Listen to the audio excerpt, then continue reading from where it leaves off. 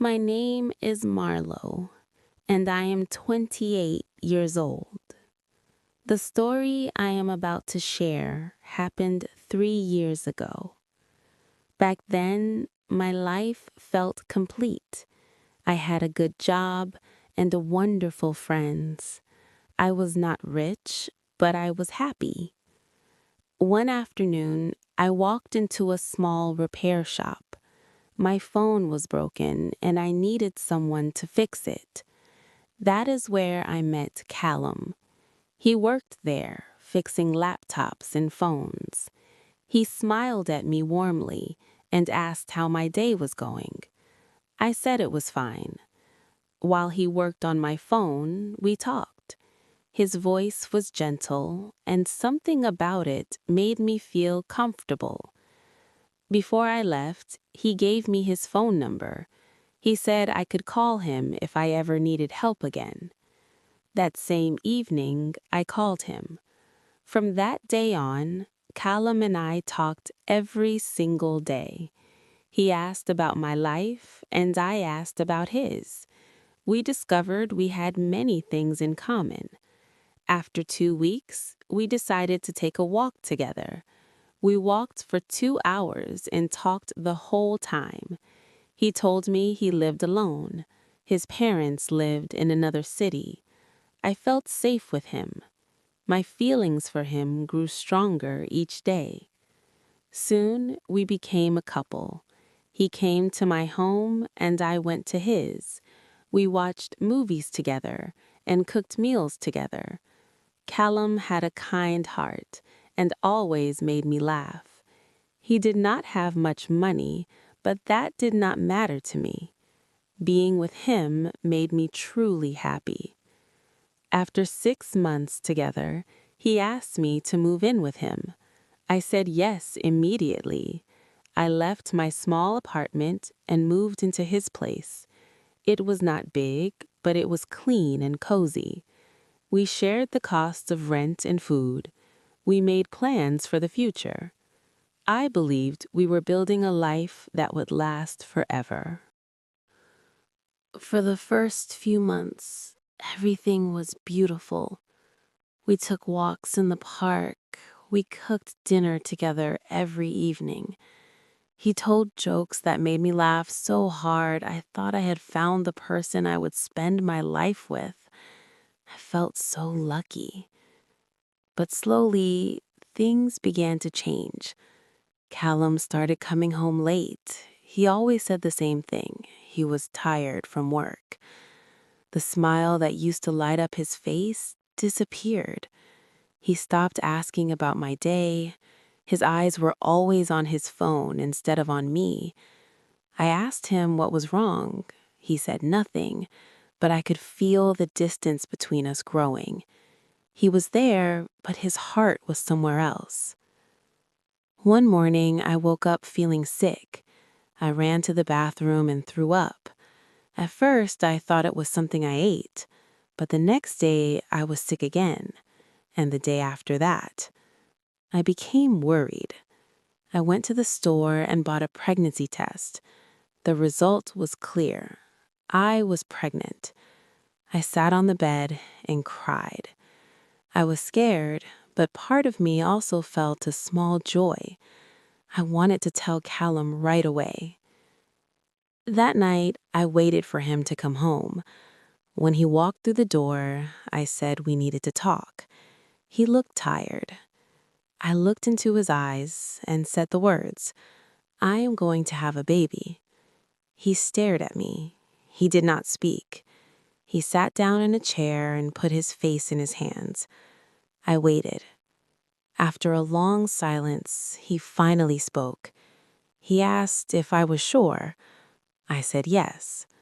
He stood up and walked around the room. Then he said the words that broke my heart. He could not do this. I told him we could raise the baby together. We could make it work. But he shook his head. He said he was not ready. He never wanted this. My heart stopped. I asked him if he truly did not want this child. He looked at me and said he did not want this life. He needed time to think. He grabbed his jacket and walked out. I stayed awake all night waiting. He did not come back. I called him many times. He did not answer. I sent him many messages. 5 days later, he finally replied. His message said only this: I am sorry. This is not the life I want. Then he blocked my number. He was gone. I cried every day. I could not eat. I could not sleep. I placed my hand on my stomach and whispered to my baby. I told the baby I was there.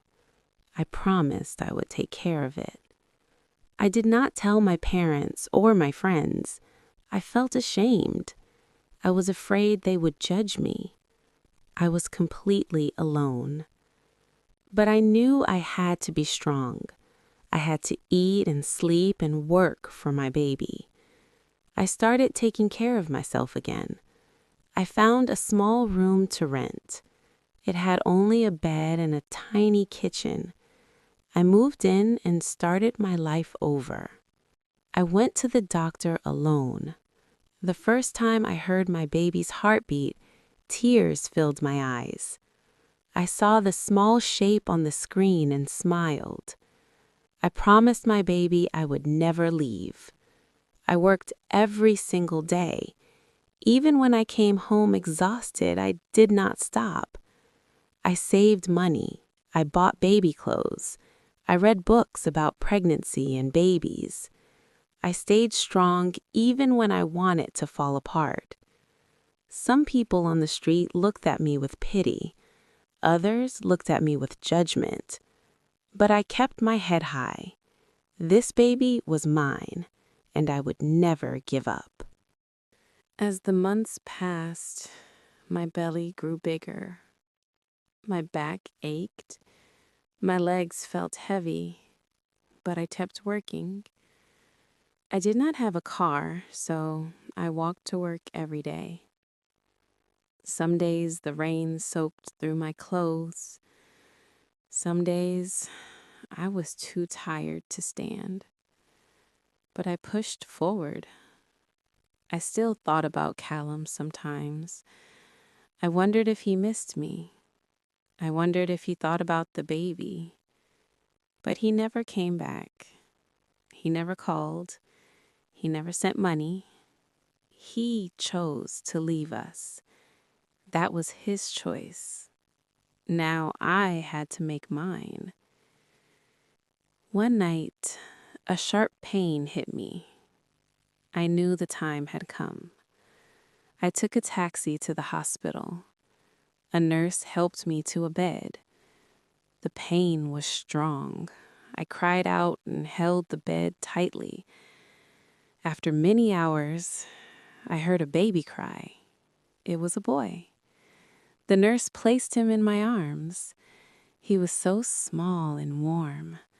I held him close and looked at his tiny face. I whispered hello. I named him Ezin. I kissed his soft cheek and told him he was safe now. I promised him I would never leave his side. I was tired, but my heart was full of love. In that moment, all the pain and sadness of the past melted away. All I could see was Ezin. He was my son. He was my family. I was not alone anymore. I was a mother. I knew I would do anything for him. The first days after Ezin was born were not easy. I was exhausted. I barely slept. Ezin cried through the night. I woke up many times to feed him, but I did not complain. I loved him so much. My job was to care for him and be strong for him. The hospital gave me medicine for the pain, but it did not help much. My body and mind were tired, but every time I looked at Ezin, I felt peace. I promised to give him the best life I could. After 3 days, we went home to my small room. There was not much space, but I made it work. I placed him in a small crib. I organized his tiny clothes and toys.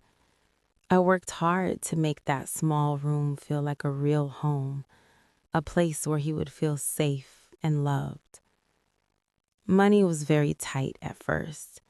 I had rent to pay and food to buy. I did not have a job yet.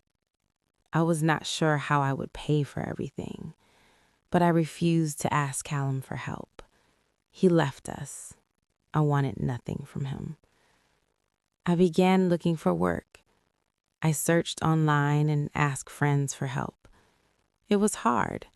Many jobs paid very little. I needed a job that could support both me and Ezin. I wanted him to have a good life. Finally, I found a job at a small store nearby. It was not a fancy job, but it was enough. The store was close to my home. I worked in the afternoons and evenings, selling food and drinks. It was hard at first, but I felt proud. Every hour I worked was for Ezin. I would finish my shift and hurry home to take care of him. Even when I was tired, I never complained. My love for Ezin made me want to give him my best. As the months passed, I began to feel like myself again. Ezin was growing fast. He started smiling more, then laughing, then crawling. I felt so proud watching him. I could not believe he was mine. Sometimes I took him to the park in his stroller. He loved watching the trees and the people. The sound of his laughter made every struggle worth it. I still thought about Callum sometimes. I wondered about his life. But I stopped asking those questions. I could not waste my energy on him. He made his choice. I made mine. I had Ezin. That was all that mattered. Then, one day, Callum called me. Hearing his voice was a shock. I did not want to talk to him, but I answered anyway. He said he had been thinking about me and Ezin. I asked him what he wanted. He said he was sorry. He made a huge mistake. He wanted to be part of Ezrin's life. Anger rose inside me. I told him he left us. He did not care about us when we needed him most. And now he wanted to come back? He said he was wrong. He wanted to help and be a father. I was silent for a moment. I thought about all the pain he caused. But I realized I did not want to carry that anger anymore. I had a good life. I had a beautiful son. I did not need Callum to complete our world. I told him no. I was not asking him to come back. Ezin was doing perfectly fine without him. He was quiet for a moment. Then he said he understood.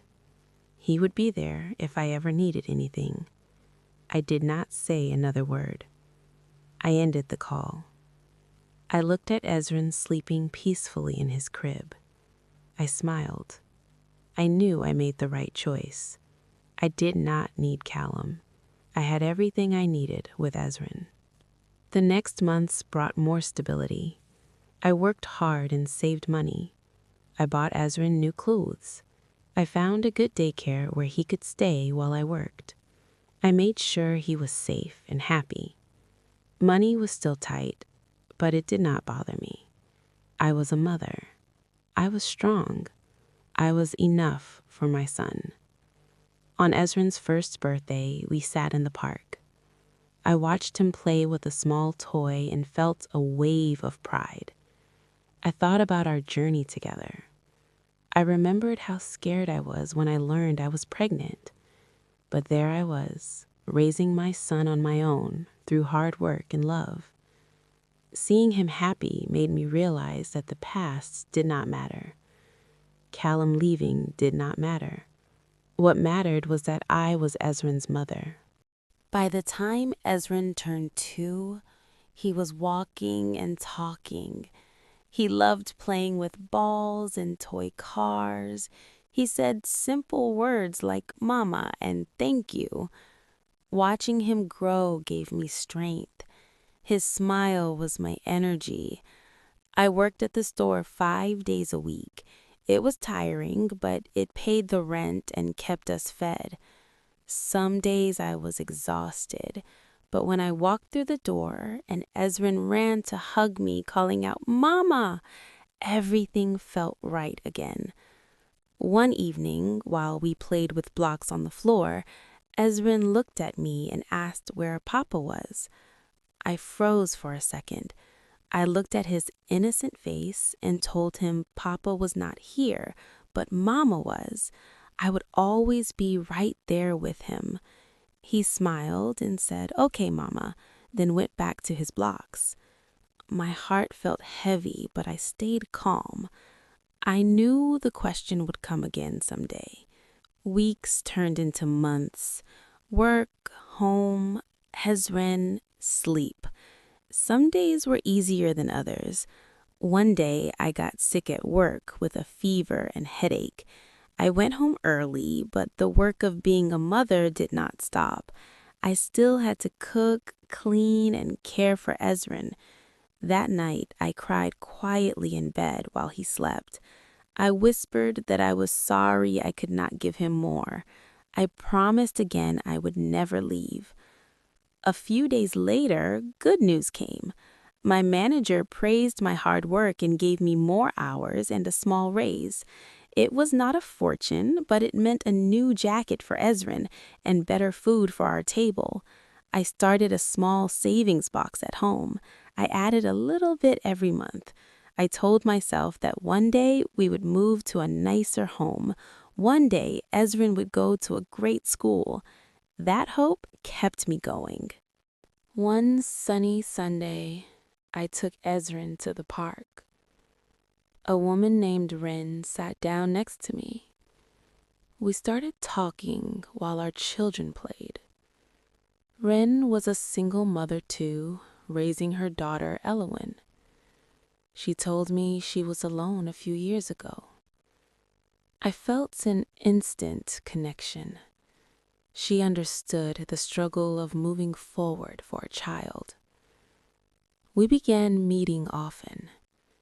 I shared my full story with her. She did not judge me. She told me I was strong. Having a friend who understood meant everything to me. By the time Ezrin turned 3, he started school. He made friends and learned songs. He brought home drawings that I put on the wall with pride.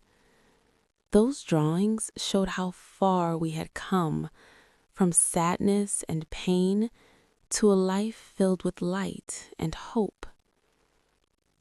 One day, I saw Callum at the grocery store. He looked older and nervous. He asked how I was. I said I was fine. He asked about Ezrin. I told him Ezin was happy, strong, and kind. Callum looked down and said he was sorry again. I felt strangely calm. I told him he missed everything. The first words, the first steps, the laughter. He missed it all. He asked if Ezrin would ever want to see him. I said maybe one day, but not now. Ezrin did not even know who he was. Callum nodded. He gave me a piece of paper with his number and walked away.